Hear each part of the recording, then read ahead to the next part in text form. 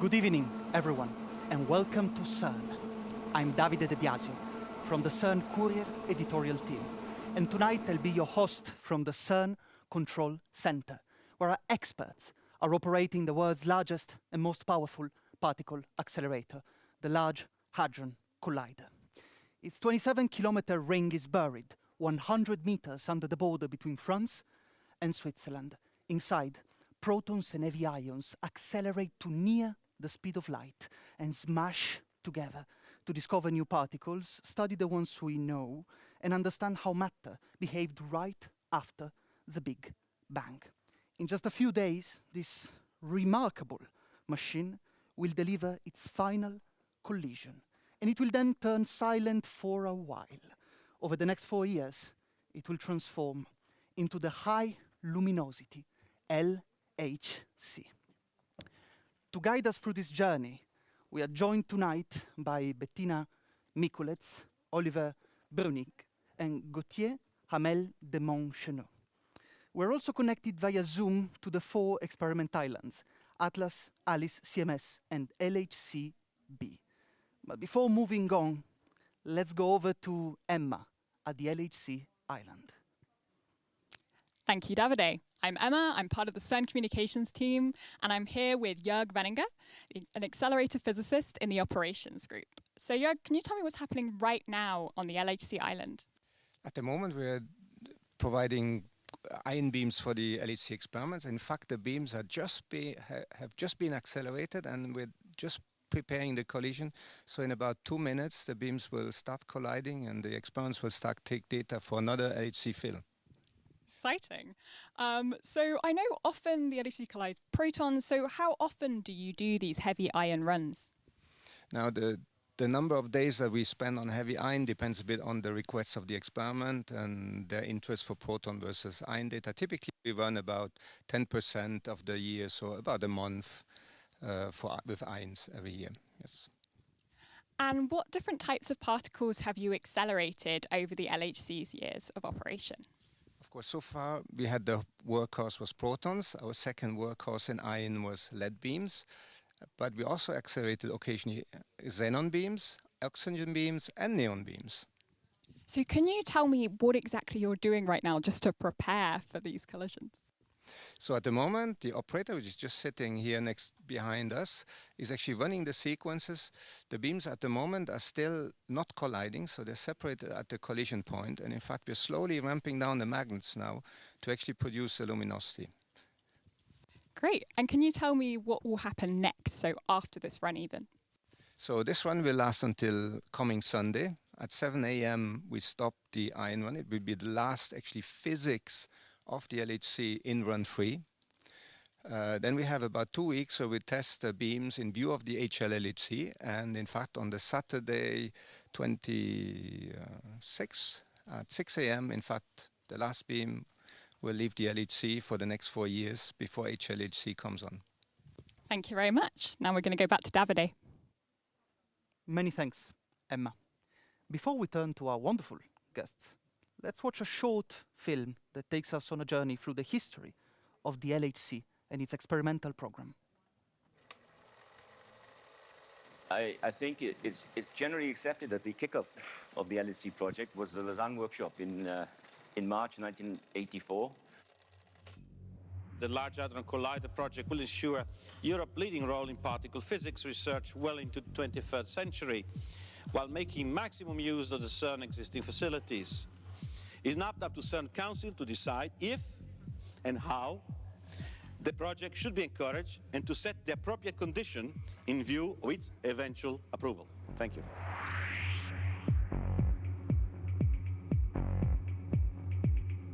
Once we have this 27-kilometer long tunnel in which we are going to make an E+, E- collider, which will be the LEP, at one day, possibly, we could put in a proton-proton collider, which would allow to go to much higher energies. The last 10 years have been quite active. And you see, people have been so motivated that they were working like mad. And now we are ready to see the benefits. And I think they will achieve something they can be proud of. These kind of detectors and experiments come about once in a generation. The adventure of the LHC construction is finished. Now let the adventure of discovery begin. Thank you. Yes, sir. Yes. And here's the beginning of the process, the first proton beam being injected. After 10 days, while ramping up the current in the accelerator's magnets in preparation for 5 TeV running, an unexpected failure happened in one of the LHC's 8 sectors. It went wrong what we call the connection here to this superconducting cable. An awful lot of analysis went into understanding what happened and trying to make sure it never happens again.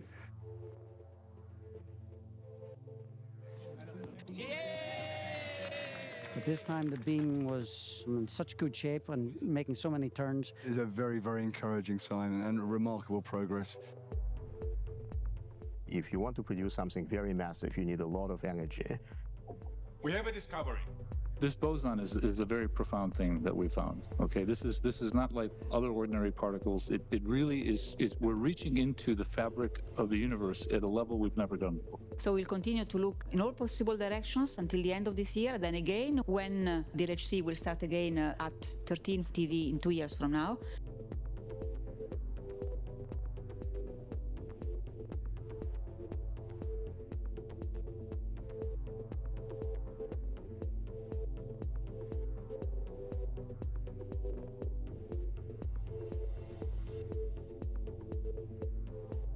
Over the past 10 years, we have made huge progress in painting the portrait of this very special particle. The exploration of the Higgs sector, the Higgs boson and the Higgs field, is a window into the unknown. So the Higgs is incredibly important. So the LHC did not appear overnight. It was the result of decades of scientific ambition. Gauthier, what were the scientific and historical motivations that led to the decision to build it? Okay, so as you said, it is only the culmination of a long history of colliders, which started in the 1980s. In fact, we saw Carlo Rubbia in this film. So it started with the SPP bar S, where the W and Z bosons were discovered in the 80s. And at the same time, people were already thinking at the LHC as a new machine. But in between, in the same tunnel as the LHC, there was an E+, E- collider called the LEP. And from the result of the LEP, it's most of what we know about electronic physics was measured there. I mean, it was a really important collider. And then in the US came another collider, a proton-proton collider, proton-antiproton, in fact, collider, called the Tevatron at the Fermilab laboratory next to Chicago. And then after the end of the lab, 10 years after, we had the LHC, which is the most powerful collider ever built, not only in energy, but also in intensity. And it's because we have so much data at the LHC that we can do the nice science that we do now. So, thank you. That's indeed wonderful, and we'll get a chance to develop all the threads you've brought up. But Oliver, the LHC is one of the most technologically complex machines ever constructed. What were the key engineering challenges in designing and building it? Yeah, I think the key engineering challenge was certainly the magnet system for the LHC. As you've seen in the video, conceptual designs for the LHC started already in the mid-80s. And the mid-80s was also the time when the first accelerator or collider that used superconducting magnets for bending the protons in a circular trajectory was started operation. That was the Tevatron. So that was the first sincere use of superconducting magnets. And since then, the LHC has really pushed the technology over the last 25 years, or since the start of the Tevatron. It really shows the culmination of that technology to pushing really the limits there. It's the highest magnetic field ever done. It's a twin aperture magnet design that allows you proton-proton collision, and it requires the magnets to be cooled down to very, very cool temperatures of 1.9 Kelvin, implying the largest cryogenic system ever built for the LHC. So this is, for me, clearly the biggest challenge. On top of that, the LHC is a very complex machine with thousands of different circuits which have to be perfectly synchronized. Therefore, the control system and the control of all the circuits in unison is really an enormous challenge, and only possible with modern controls technology. That indeed sort of conveys the scale and complexity of the endeavor and of the machine. And of course, on the one hand, you have the accelerator, and on the other, you have the detectors, Atlas, CMS, Alice, and LHCb, which were designed not in a vacuum, but alongside the accelerator itself. So, Gauthier, what makes these detectors so exceptional, so unique? yes, so there are 4 large experiments at the LHC, which are indeed designed to cover all the physics spectrum that you can get from this collider. So there are 2 large experiments with a wide spectrum of physics that we call general purpose experiment, which are the Atlas and CMS experiment. So those 2 experiments are very different in the way they have been designed, but they cover the same physics. And because they are different, they are really complementary. So they can cross-check each other, which is really important. In particular, when you make a discovery as important as the Higgs boson, you'd better make sure that the other experiment sees the same observation. Now, there are 2 other experiments which are more specialized. One is LHCb, and LHCb is conceived a little bit like a fixed target, even though it's looking at collision data. And thanks to this particular geometry, they can look at those particles which are made of heavy quarks. That's what we call flavor physics. And using these heavy quarks, they can look at the difference between matter and antimatter, which is really looking at something that one of the most important puzzle in modern physics, which is the cosmic imbalance between matter and antimatter. And then there is the 4th experiment called the Alice experiment, and they are mostly specialized in looking at a special form of nuclear matter, which is called the quark and gluon plasma, and which prevails in the very early universe, a few microseconds after the Big Bang, and that all the experiments are looking at, but Alice is really specialized in this kind of physics. And so all the experiments have been designed with this purpose in mind for doing the best physics, and they have been performing extremely well during the last 15 years. Thank you, Gauthier, and thank you, Oliver. We'll of course get a chance to speak to all 4 experiments tonight, but before moving on, let's go over once again to Emma. Thank you, Davide. I'm back here with Jörg, and it's been very exciting on the LHC Island. Can you just show our viewers what's just happened? Exactly. If you look on the screen up there in the middle, which says Ein Physics Adjust, you see exactly now the beam has been prepared, ready. We've declared the mode stable beam, which means that for the experiment, everything is fine and they can ramp up their detectors and start taking data, just as we did it, as we have this live. Amazing. And what do you remember in the days leading up to the very first beam of the LHC in September 2008? Well, the September 2000 event was a very special event because we tried to start up a machine with thousands of visitors around the site, the press, everybody, ex-director generals, etc. So we had to be sure that everything would work. So in fact, the months before, we tried to test everything, rehearse, test the instrumentation, etc., to be absolutely sure that on the D-Day, everything would work, at least that's what we could control. Of course, you can never be 100% sure that everything is perfect, but at least you want to minimize. And in fact, on the very day, in fact, when we started here in the morning, everybody was very nervous because beams in the machine for the first time. But in the end, fortunately, with all the good preparation, but also I think all the engineering teams of CERN have contributed to this. In fact, the beams went around in 1 hour. In fact, as things went on and things were smooth, in fact, everybody relaxed and it became a fantastic day. Thank you very much, Jörg. Back to Davide. Thanks, Emma. And speaking of beams, why don't we watch a short film about beam intensity to better understand what's actually going on? Inside the 27-kilometre ring of the LHC, beams of protons circulate at nearly the speed of light, divided into thousands of bunches that collide at 4 major experiments. The performance of particle colliders is usually quantified by the beam energy and the luminosity.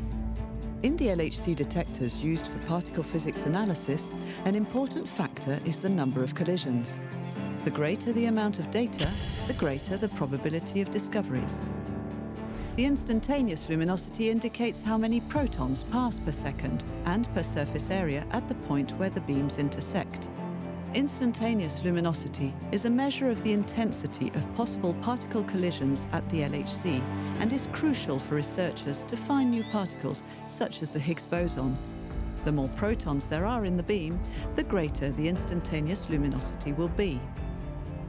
To clarify, for ATLAS and CMS, every 25 nanoseconds, there are approximately 60 to 70 collisions, or 2.4 billion collisions per second, for these 2 experiments. For the next chapter, High Luminosity LHC or HLLHC, the goal is to have 200 every 25 nanoseconds, or 8 billion per second.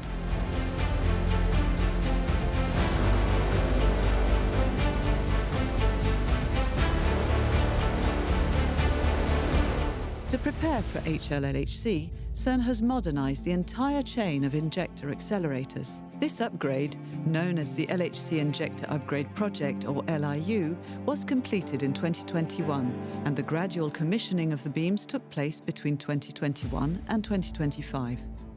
The goal is simple but ambitious, to create beams that are both more intense and more precise. The LHC design considered a bunch with an intensity of 1.15 times 10 to the power of 11. In today's LHC, each bunch carries around 1.65 times 10 to the power of 11 protons thanks to the partial use of LIU beams. With the upgraded injectors, each bunch can now hold more than 200 billion while keeping the beam size under control. From LINAC 4, the protons are boosted through the booster, the proton synchrotron, and finally the super proton synchrotron before entering the LHC. In 2021, the LIU beam was commissioned, and in 2025, the SPS delivered the target beam for the first time. Bunches of 2.3 times 10 to the power of 11 protons with the required emittance or beam size. Thanks to this, in today's LHC, each bunch carries around 1.65 times 10 to the power 11 protons thanks to the partial use of LIU beams. The next milestone will come in 2026 with the reliability run, where the injector chain will operate daily with LIU beams for months at a time, demonstrated that the upgraded system can fill the collider reliably for the high luminosity era. With the LIU beams, the new high-field quadrupole magnets to focus the beams, and innovative crab cavities, this injector upgrade will allow the high-luminosity LHC to increase its performance by a factor of 10 beyond the original design. The result? Billions more collisions and an unprecedented harvest of data to push the boundaries of our understanding of the universe.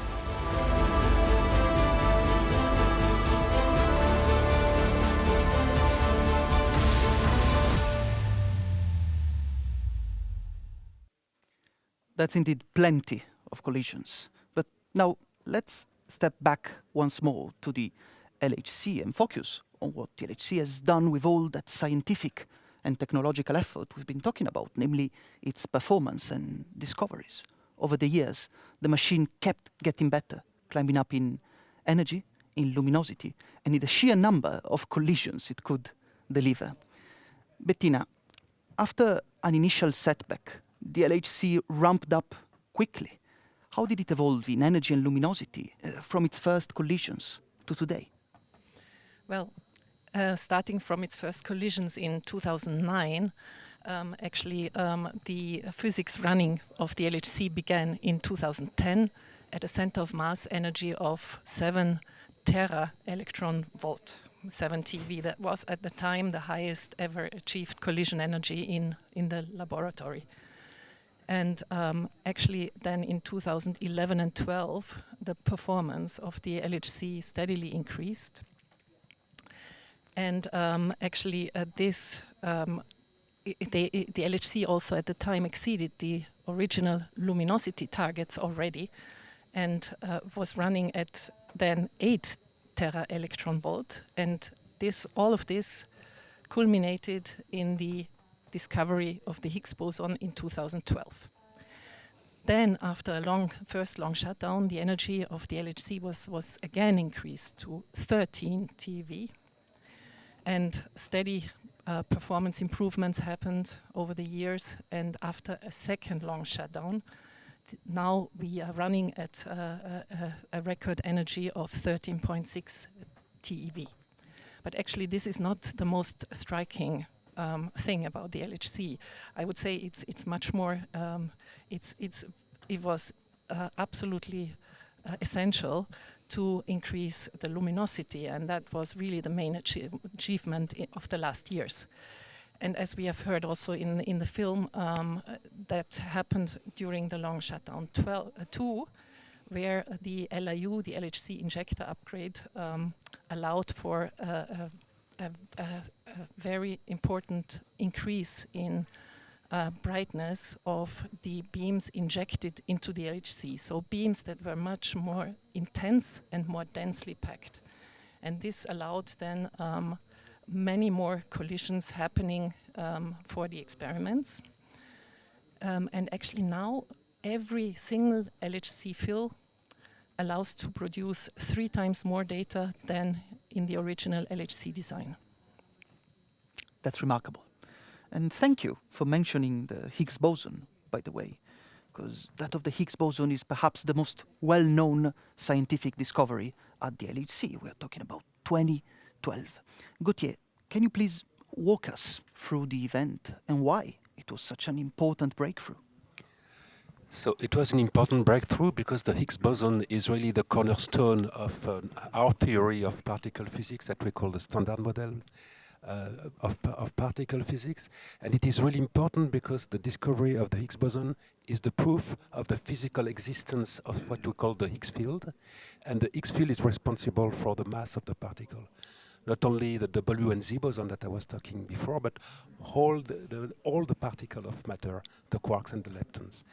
So it's quite remarkable because this transition between non-massive particle to massive particle occurred at a very early stage of the universe, a few picoseconds after the Big Bang. So we are really looking at the very birth of the world as we know it. And without the mass, there would not be any matter as we know. No matter, no atoms, no molecules, no life, no nothing. So this is really important. It is really related to our very existence. So that's why it's very exciting. Now, the discovery itself is something that was also very much expected by the physicists because they were looking for this particle for decades. Myself, I was looking at the Higgs boson when I was working at LEP in the beginning of the 1990s. So it was a very long journey where theoretical prediction, and experimental searches were crossing each other. And in the end, the LHC was the only machine where this discovery was possible after the discovery of the top quark at the tevatron. So it was extremely exciting. It was an achievement. I think it's one of the most wonderful discovery in the history of particle physics, certainly, but also of all of science. And I'm quite proud, and I think everybody should be proud at CERN to have been part of this wonderful discovery. It is indeed. It is indeed. And of course, this allows us to stress that the accelerator is an important half of the story. All those collisions cannot be exploited without the giant detectors built to catch the products and the thousands and thousands of physicists behind them. So let's now go to the 4 experiments live in their own islands. Atlas, can you hear me? Oh, yes, we can. Wonderful. I can hear you well. So we were just talking about the Higgs boson. In 2012, Atlas and CMS announced the discovery of this remarkable particle. Could you please explain a bit more in detail what the Higgs is and why its discovery was so important? Hi, I'm Sarah.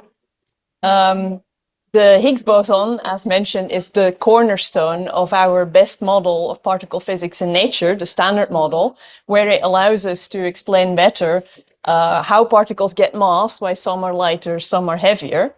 And it was predicted in the 1960s, but it's only with the LHC in 2012 that we managed to measure enough of its footprints to confirm that, with some proof, it really does exist as a particle.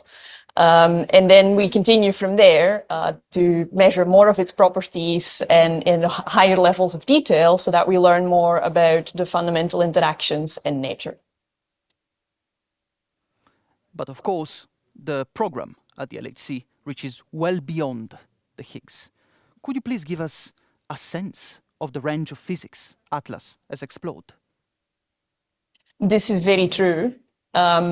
Beyond the Higgs boson, we also measure various other properties of standard model particles, for example, the bosons related to the fundamental fields, or also the heaviest fundamental particle, the top quark, where we are now moving into precision measurements of also spin effects and things related to quantum effects.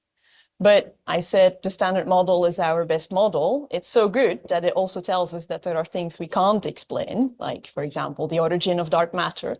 And this is where another side of the effort comes in, where we have searches for new physics. And they can also happen in precision measurements with small deviations.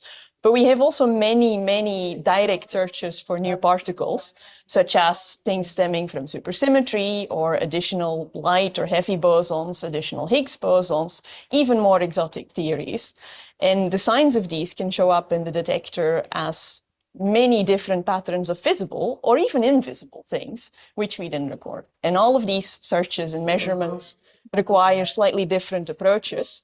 And it's one of the beauties of this multifaceted experiment and collaboration of people that we can manage to do that work and smoothly do all of these things and analyses in parallel.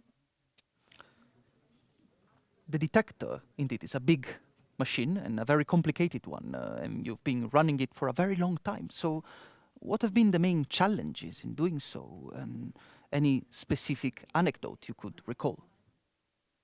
Yes, indeed. I mean, the LHC detector is some of the largest scientific instruments that we've ever built. The Atlas detector itself is about 8 stories tall in a cavern deep underneath us where we're standing right now. And these detectors are 20 years old, and they're really custom built and designed detectors and electronics to do the physics that we want to do. As the LHC has continued to improve its performance, we're well past the kind of delivery of luminosity and data that we had originally designed the detectors for. So keeping up with the success of the LHC on the detector side has also been a tremendous challenge. And we have a large group of very dedicated people who continue to improve the detectors, improve the performance, and try to essentially keep up with the LHC as they deliver us more and more data. Thank you very much, Atlas. That's wonderful. I would suggest we now move to our friends at CMS. Can you hear me? Yes, we can hear. Wonderful. So, focusing on the years that followed the discovery of the Higgs boson, what have we learned about it, and what do we still need to understand? So in the past decades, we had made really unforeseen progress in understanding of this fundamental particle, which is considered one of the most important particles we have in our models. So we continued measuring more and more precisely its properties, for example, the mass, the spin, how it couples to other particles. We are making a leap forward in our understanding of how it interacts with itself. And those are extremely important measurements to be made because they are helping us in understanding addressing three important open questions, fascinating questions that we have that were briefly touched upon before. How the universe essentially got its shape soon after the Big Bang, what is the visible mass budget in the universe itself, and especially how it will evolve over time. So really birth, current status, and evolution of the universe. And by measuring these properties as precisely as possible, we are really pushing our knowledge. We are testing the so-called standard model, but we are doing actually much more than that. We are trying to look for small, tiny deviations that could emerge from a fundamental physics that we have not really seen directly, and we are looking for because it may explain many of the open questions that we still have as of today. So the discovery of the Higgs boson in a way close the chapter of the standard model, but open the window towards the unknown. You mentioned a very important word, which is precision. Because of course, without precision, you cannot do science. So how do we reach precision in these particle physics measurements? There are many elements to it. The first one is actually related to the accelerator. So the LHC has provided much more data that we had anticipated. So we had a large collection of proton-proton collision, especially for the Higgs, at our disposal. So we are looking at that as precise as we can. We have really continued improving our detector to make it more and more capable. We are deploying, for example, artificial intelligence to select events or collision images as precise as we can and studying them as precise as we can. And one important element, time. So in order to make precision measurements, we need decades of time of thousands of physicists that really look into all the possible effects and the detector impacts, for example, on a given measurement. And this is, I think, a good time to pass it on to my colleague, Giulia Negro, because one key element of precision is quality of the images that we are taking. So how we operate the detector is absolutely critical. Yes, indeed. Thanks, Anadi. Yeah, thanks to the efforts of thousands of physicists, engineers, and technicians, we really managed to operate this incredible detector in the most efficient way. And we have a lot of shifters every day monitoring continuously the detector. So you can see them behind me. And they are here every day and night. And then we also have a lot of experts, detector experts, that they are ready to jump in immediately in case there are issues while we take data. Then after all, we collect all the data, we really check them carefully so that we can assure high data quality for all our physics analysis. And yeah, thanks to all the continuous calibration, alignment, and monitoring, we manage to really characterize the detector response with extremely high accuracy. Well, I imagine keeping such a large detector performing so well must have been challenging. So do you want to tell us something more about it? Yeah, indeed, it has been an enormous challenge, in particular in the last years. So CMS is, again, a very complex experiment. It has 200 million of channels operating in a very harsh environment of radiation. And it really required a lot of constant monitoring and efforts from a lot of people to maintain its performance over more than a decade. In particular, there are a lot of challenges because thanks to the excellent performance from LHC, we surpassed a lot of the design specification from several systems. So we really needed to increase the attention related to a lot of different components that were aging, they were affected by more and more increasing levels of radiation. So a lot of efforts from a lot of different teams ensuring that the components were replaced when needed and everything was kept under control. And yes, I really think that the results of CMS, the long-term successful term of CMS is really thanks to all the people behind it. Thank you. Thank you very much. I guess it's now time to move to Alice. Alice, can you hear me? Yeah, welcome to Alice. Thank you. Thank you very much. So we've heard that Alice was designed and built to study this quark-gluon plasma. Can you tell us something about what the quark-gluon plasma is and what we've learned about it along the way? Yeah, one of the greatest achievements of Alice has been creating tiny droplets of the matter that filled the universe a few microseconds after the Big Bang. And by colliding atomic nuclei made of lead, the Large Hadron Collider recreates these extreme conditions. And we have in Alice measured temperatures above 3 trillion degrees Celsius. That is more than 100,000 times hotter than the center of the sun. And we have observed that this matter is remarkably dense and opaque. So even heavy quarks, which are made in the collisions, they don't exist in our everyday world. They struggle to get through it. They interact with the quark-gluon plasma, they lose energy and get dragged away by the plasma flow. And this demonstrates how strongly interacting the quark-gluon plasma is and helps us understanding the matter that filled the early universe. And speaking of things that changed and evolved over time, Alice too has changed, right? And a great deal between run 1 and today. What can the experiment do now that it could not at the start? Indeed, it has been transformative. We underwent an upgrade 5 years ago.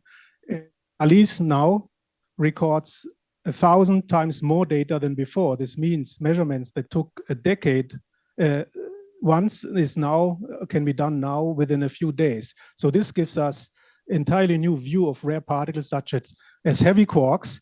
So we can use these heavy quarks as tiny probes that interact with the quark-gluon plasma and lose energy, for example, or create collective flow by the plasma flow. So the result is a much sharper picture of the hottest and densest matter ever created in a laboratory. That's quite interesting indeed. And we've heard that detectors are complex, right, from your colleagues. And I imagine that running Alice for so long and so well must have been extremely difficult and challenging as well. So could you tell us something about that? Ciao Davide, thank you for your question. I'm Silvia Pisano, Alice Run Coordinator, and I'm responsible of the experiments data taking. One of the main challenges of running such a large experiment is keeping everything in sync with the LHC and the other experiments. It's very much like being part of an orchestra. Everyone has to come in at the right moment, stay precise, and adapt continuously as the music evolves. And the results of this ongoing concert that was ongoing up to a few minutes ago is the collection of millions of particle collisions, which we use to study the fascinating phenomena that Kai mentioned earlier. And in practical terms, this means recording more than 300 gigabytes of data to disk per second. So it's a rich and complex data set. Beyond the technical aspects, there is another very important aspect that makes the data taking experience rich from many points of view. And it is the fact that we have to continuously train new shifters from all around the world so that they can work together to run the experiments and collect the data, sometimes facing unexpected situations. This is a demanding but very rewarding task. And seeing our colleagues from many different countries work together so effectively and deal with the complex situation so well is one of the most valuable results of a large experiment as Alice. Thank you. Thank you very much. Now, I would ask our friends at LHCb if they can hear us. Good afternoon, Davide. Hello. Good afternoon, Paula. So, one of the deepest puzzles in physics is the apparent, at least, asymmetry between matter and antimatter. How has LHCb helped us study and perhaps understand it? So thank you for the question, Davide. So my name is Paula, and I'm on the run coordination team of LHCb together with Federica and Flavio. And indeed, Run 3 is drawing to a close. We can hardly believe it. It's a very emotional moment for all of us here. It's a chance to reflect on our achievements. So LHCb is truly a unique experiment at CERN. So we have been designed not to focus on the search for new particles, but rather to measure tiny differences in the behavior of matter and antimatter. And these differences, as you intimated, Davide, with your question, they really strike at one of the fundamental mysteries of modern physics, because the universe that we see around us is made predominantly of matter, whereas we know that at the time of the Big Bang, matter and antimatter were created in equal amounts. So the success of LHCb in attacking this mystery has exceeded our wildest expectations.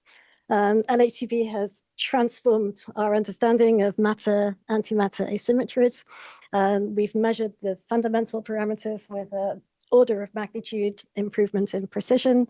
We have uncovered asymmetries in completely new systems. But what was completely unexpected, I think, was that LHCb would also become a discovery machine. We have discovered 75 new particles, and this includes exotic forms of matter, such as pentaquarks. And just last week, we announced the discovery of the doubly charmed omega baryon. This is a particle whose existence had been anticipated for decades. So it's just the beginning. We have a treasure trove of Run 3 dataset. We have our upgrade to look forward to. And with this huge amount of data, we will improve, again, an order of magnitude in precision. We're very excited for the future. And all of this happens because of this fantastic community of engineers, physicists, technicians, and working together to unravel the mysteries of the universe. It's been the greatest joy. Congratulations for the many hadrons, Paula. That's amazing. And you mentioned your Run 3, so LHCb having an excellent performance. So what do you think were the key enabling factors for your successful operation? So LHCb went through a major upgrade during the long shutdown too, right before the beginning of Run 3.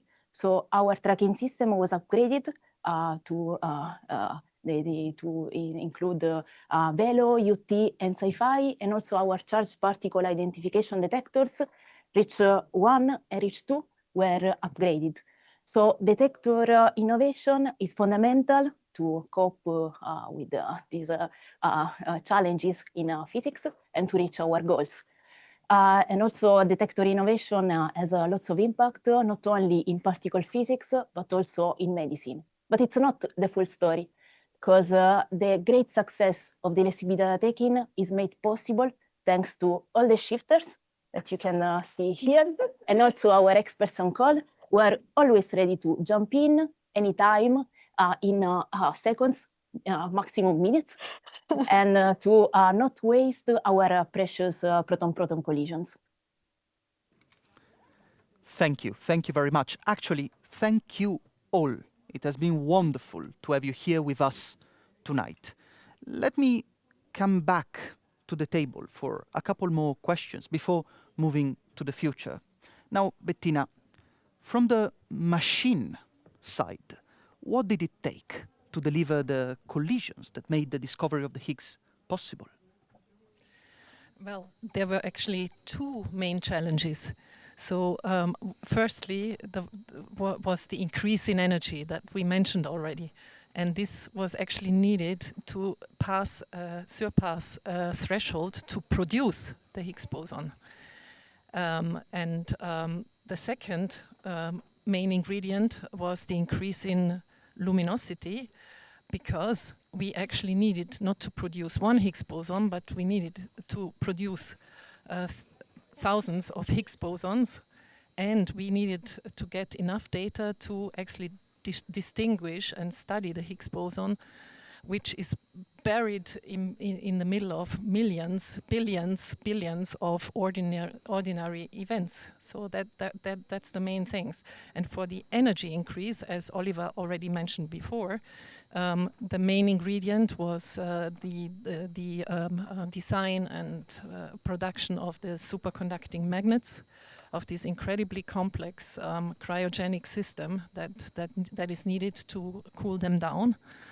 But also many other ingredients like fail-safe machine protection system, a very complex collimation system, precise beam instruments, whatever. So many systems had to play together. And for the luminosity increase, there we needed to produce throughout the full CERN accelerator chain very stable and bright beams to have really a lot of collisions for the LHC. And also we needed to run really reliably all these machines to provide all the data for the experiments. Well, and speaking of events, of luminosity, of Higgs signals hiding among them, one thing is clear. The Large Hadron Collider produces an enormous volume of data, which demand a vast computing infrastructure. Gauthier, how do physicists store, distribute, and analyze all this? Yeah, thank you for this question, because we should not forget the importance of computing for what we do. As you said, we are talking about the 4 experiments that we have seen are producing a lot of data, and it's a huge amount because there are lots of data that's produced by the collider itself. So we have heard this number of more than 2 billion proton-proton collisions per second in the heart of the experiments. And the experiments themselves are taking a 3-dimensional frame of these collisions 40 million times a second. So you can imagine each of these frames is 200 million pixels, 3-dimensional pixels. So it's a huge amount of data, and actually we cannot store all of this data. So that's why we have systems in the experiment to select the interesting data, including farms of computers which are on site in the next to the experiments, which are selecting the data, and then we can transfer this data to the main data center at CERN, which is called the Tier 0, and we are talking of rates of several tens of gigabytes per second, so it's huge. And then this data center, Tier 0, is itself not only storing the data, the raw data on disk and then on tape, but it's also distributing all this data in many data centers in the world. So the big one we call Tier 1s, and there are several in Europe, but also in the US and in other parts of the world, and smaller data centers that we call Tier 2s. And all these data centers are linked in a network that we call the Worldwide LHC Computing Grid, WLCG. And this network is what allows all the physicists contributing to the experiments all over the world to access the data and to analyze the data for doing the science that we do.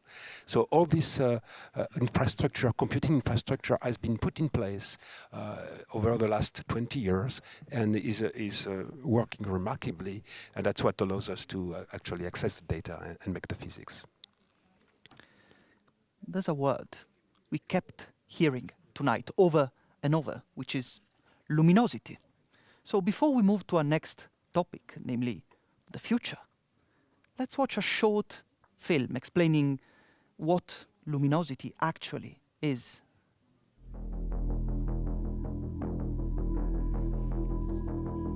Over 1 billion collisions per second, 3,600 seconds per hour, more than 2,000 hours per year.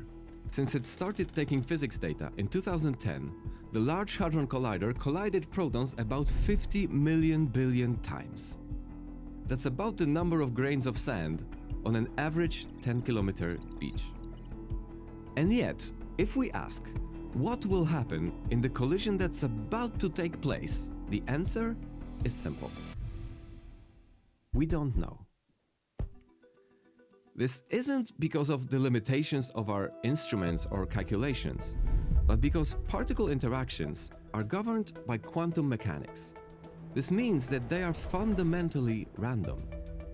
No single collision can tell the full story, but observing a sufficiently large number of collisions allows us to uncover patterns in particle behavior. Our current description of how nature works on the smallest scales, the standard model of particle physics, has been tested to incredible precision. But it doesn't explain everything we observe. For example, it doesn't explain dark matter, a mysterious form of matter that we cannot see, but whose effects we observe throughout the universe. It also doesn't tell us why there's more matter than antimatter in the universe, rather than the amount of both being equal. However, since the standard model has been tested so precisely, anything beyond it is likely to appear as either a very small deviation from expectations or as something extremely rare. To get a sense of how rare, let's look at something that we have already found. The Higgs boson. We cannot detect the Higgs boson directly, so instead, we detect the particles that it decays into. For example, when a Higgs boson decays into two photons, the photons fly out in different directions through layers of detector systems designed to record them. Only about half of these pairs can be confidently identified, and only about 1 in 500 Higgs bosons decays this way. To produce a Higgs boson in the first place, we need to collide protons about 4 billion times. Many decays are needed to reveal a pattern in the data. This plot was one of the key plots shown during the Higgs discovery announcement in 2012. The signal here corresponds to about 200 Higgs bosons decaying into photon pairs. Imagine how many collisions were needed for this.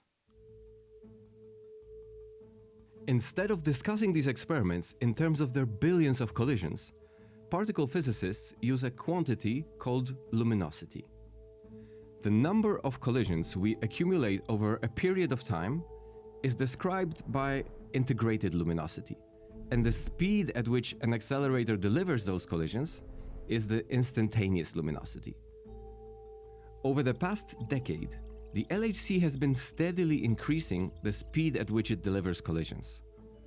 But the questions we are now trying to answer demand even more data and higher levels of precision to give us access to even rarer processes. Simply continuing at the current rate would not be sufficient. We need a dramatic increase in luminosity.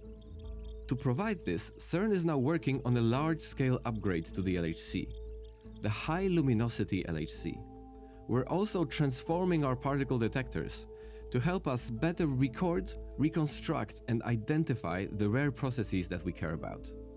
Ultimately, how far we expand our understanding of the universe depends on how many more collisions we produce and how much more information we extract from them. Improving both will unlock the next phase of exploration at the LHC.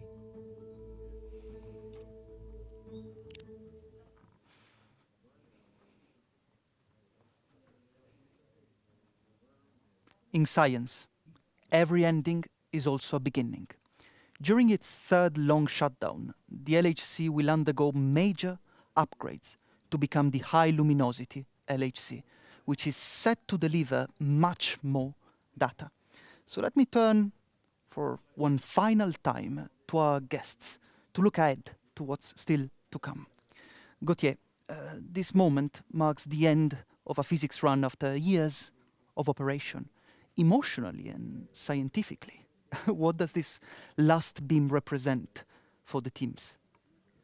Yes, you said it's very emotional because it was a wonderful journey, this first part of the LHC, I must say. In particular, the very end, what we call the run 3, has been extraordinary, because we have recorded much more data in a few years, in 3 years, than that we had before.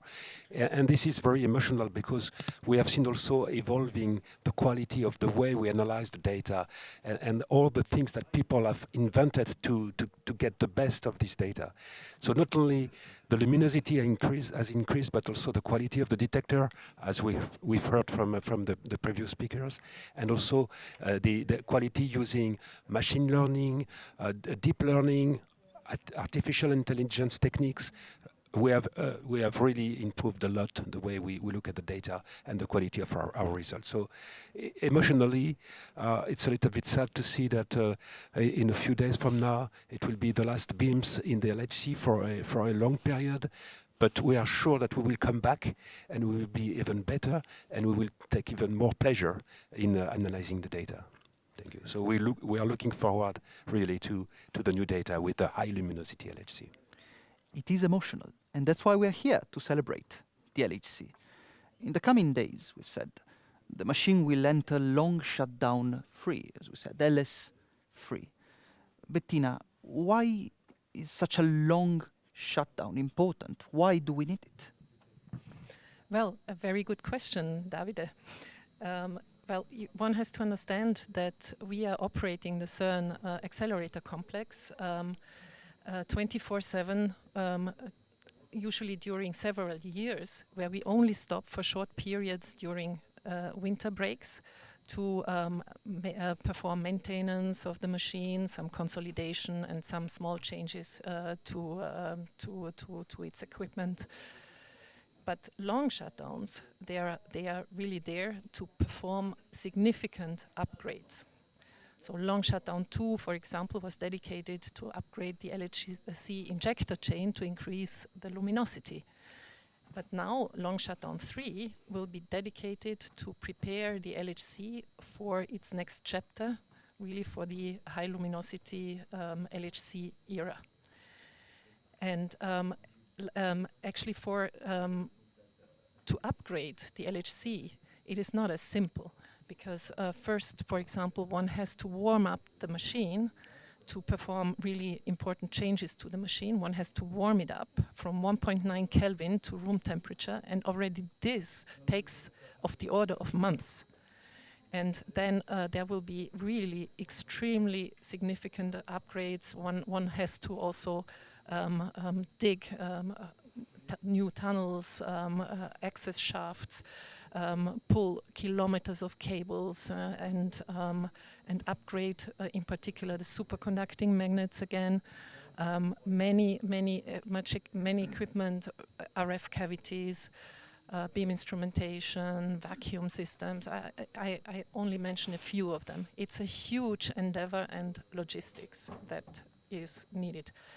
But actually, the gain that we get from these 3 years or these few years of long shutdown upgrade activities in terms of machine performance, reliability, and increasing the number of collisions to study in much more precision the Higgs particle and so on. This is really much more exceeding the loss that we have by not taking data during these 3 years.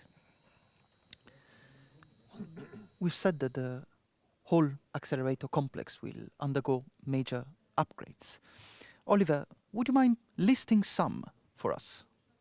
So at the cornerstone is certainly the high luminosity LHC upgrade, where we take out of the machine about 1.5 kilometers of existing elements and replace them with more technology advanced new equipment that we have developed over the last years. So it's about 1.5 kilometers in total, concentrating the work next to the main experiments, Atlas and CMS.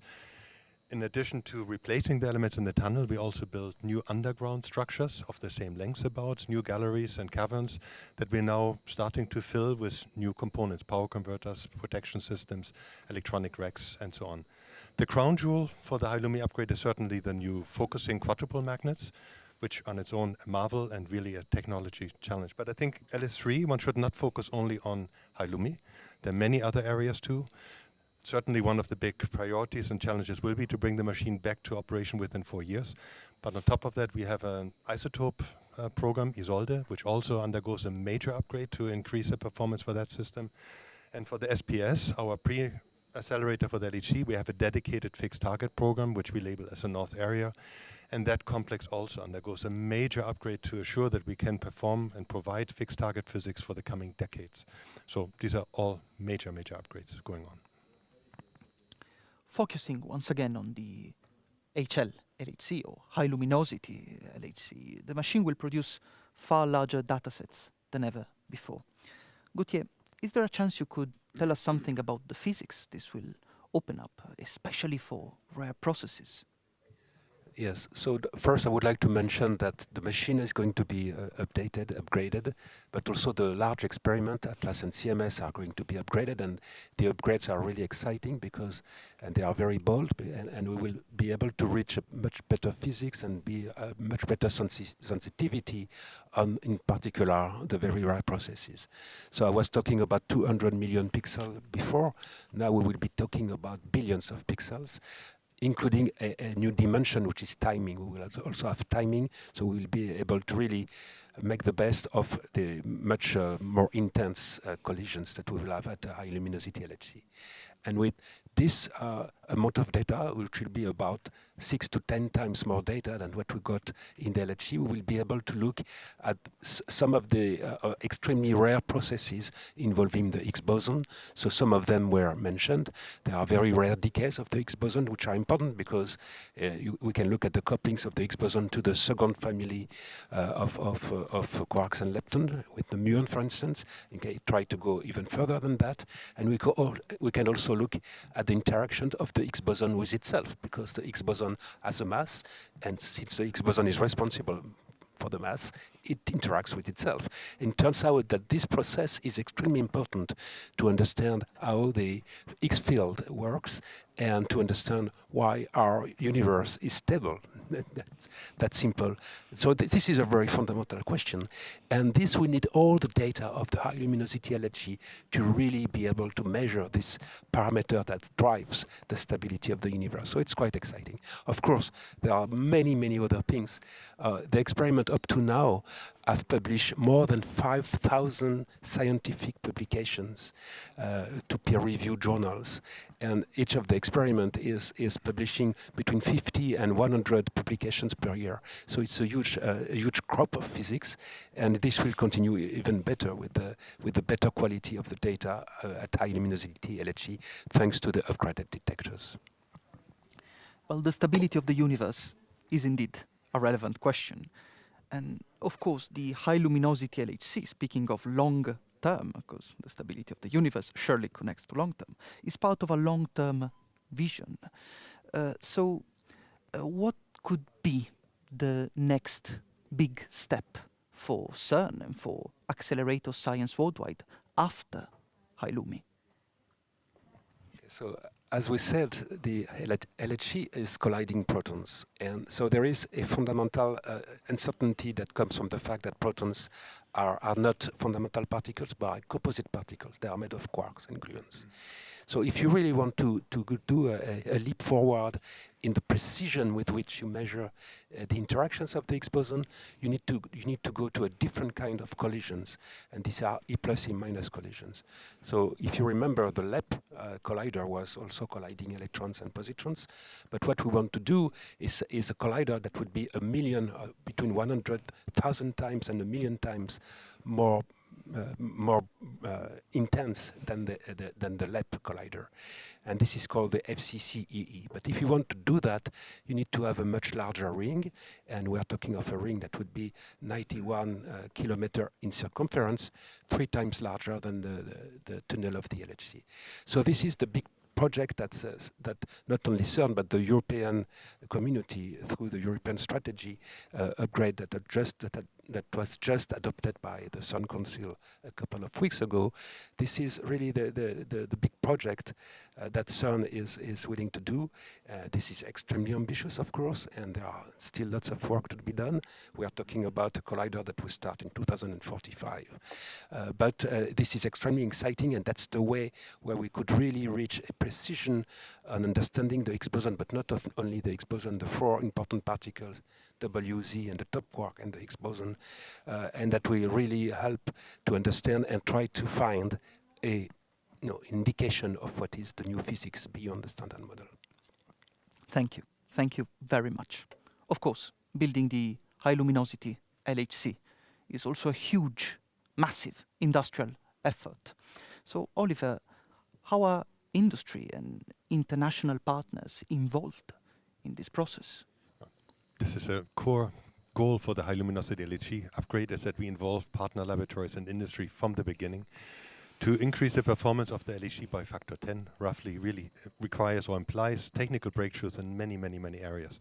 And what should maybe highlight here is that we started dreaming about the high luminosity LHC already 1999, 2000, before the LHC even started operating. And we started thinking about what technologies do we need in order to push the envelope even further for the performance of the accelerator. And in 2000, we started really close collaboration with many laboratories worldwide, not only in the US, but in Europe, all over the place. And then after the first ideas developed, we started working very closely with industry from the beginning. It's also in the mandate of CERN that we don't do our research in isolations, but it's one our mandate that we develop technologies which we then bring out to industry and other laboratories. So these efforts cannot and must not be done in isolation at CERN. It's really at the core of our mandate that we do this in very close collaborations. Many of the components now that will be installed in the high luminosity LHC come from industry, which have been partners with us from the beginning. Well, what a story this has been. From the first ideas behind the LHC, to the first beams, to the discoveries that pushed our understanding of the universe forward, we've been looking back at an extraordinary scientific adventure. And what comes through, above all, is that the LHC is a human story, built on curiosity, on the thousands of people choosing to work together on this amazing and massive scientific project. A huge thank you to our guests here in the studio, and a big thank you as well to all the teams who joined in live from the experiments, Atlas, CMS, ALICE, and LHCb. Last but not least, thanks to all the people who are right now behind the cameras and the screens. The LHC has already carried us a long distance, but the journey is far from over. Over the coming years, it will be reborn as the high luminosity LHC. And the next great chapter of exploration is already on its way. So thank you all, and thank you for watching. And we hope to see you again very soon here at CERN. What if we could open a new chapter in our understanding of the universe? CERN houses the largest particle accelerator in the world. Among its many discoveries, in 2012, the Higgs boson was found. The discovery shed light on the mystery of how particles gain their mass. Studying the Higgs boson's unique properties may be the key to understanding some of the deepest mysteries in physics. But the Higgs is a very elusive particle, appearing in only about 1 in a billion collisions at the LHC. Enter the high luminosity LHC. By vastly increasing the number of collisions, this new machine will allow the study of the Higgs and other rare phenomena in greater detail, opening a new era of precision in physics research. In particle accelerators, luminosity measures the amount of collisions. The high luminosity LHC will have a higher collision rate, resulting in more data and therefore a higher precision. To achieve a higher collision rate, many new technologies had to be developed and built in collaboration with experts from all around the world. So-called crab cavities will tilt the proton bunches of the beam at the collision points, and stronger magnets will squeeze the proton beam more than ever before to increase its density. To make it all possible, there will be superconducting links that provide the high electrical currents needed. In total, the high luminosity LHC will reach 400 simultaneous collisions every 25 nanoseconds. Collecting more data per day will let us map out the vast space filled with open questions about the Higgs field, the way it works, and many other questions during the coming years. This isn't just about physics. It's about developing new technologies, bringing nations together, and training the scientists of tomorrow. Many of the technologies developed at CERN end up transforming our everyday lives. The high-luminosity Large Hadron Collider, a new machine for a new era of discovery.